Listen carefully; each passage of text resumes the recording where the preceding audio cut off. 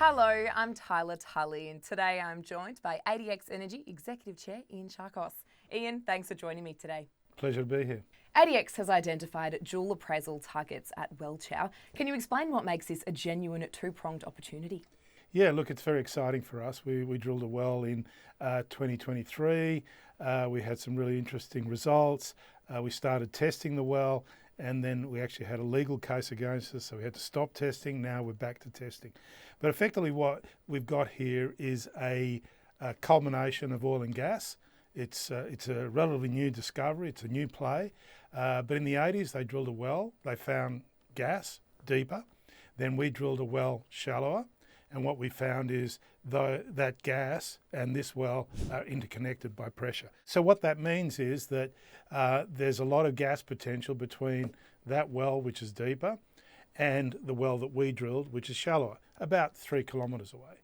Now, also further studies that we did when we actually drilled the well, we found live oil. And from the results of the well, we've remapped the structure.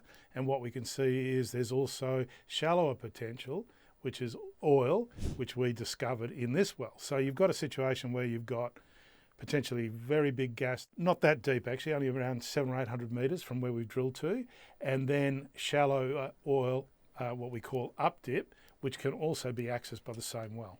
And how do you weigh the updip light oil potential against the gas condensate deeper? Yeah, look, we like both. We've got about 18 million barrels of oil, which in an onshore situation is potentially very valuable.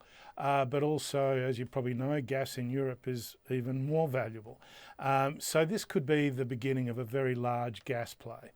Because we've drilled down to a certain depth, it's going to be a lot easier just to deepen the well, which we can do quite economically, test the gas targets, and then we can either come back and test the oil targets later or drill a new well to test the shallower oil. What has changed in your understanding of Welchau that makes this appraisal phase so important? Well, what's changed is really 2 years of knowledge. It's a carbonate reservoir system, which means that most of the reservoirs originate as limestones, so they're inherently quite complex.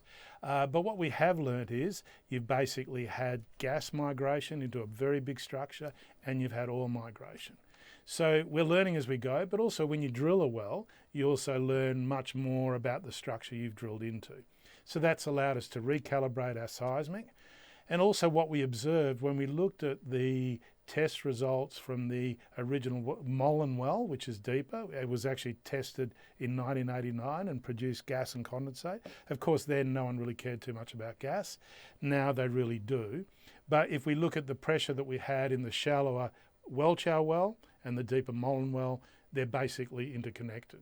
So that means we're dealing with one pressure system that could be a very, very big, if you like, complex structure. So what are the next steps that investors should be watching for?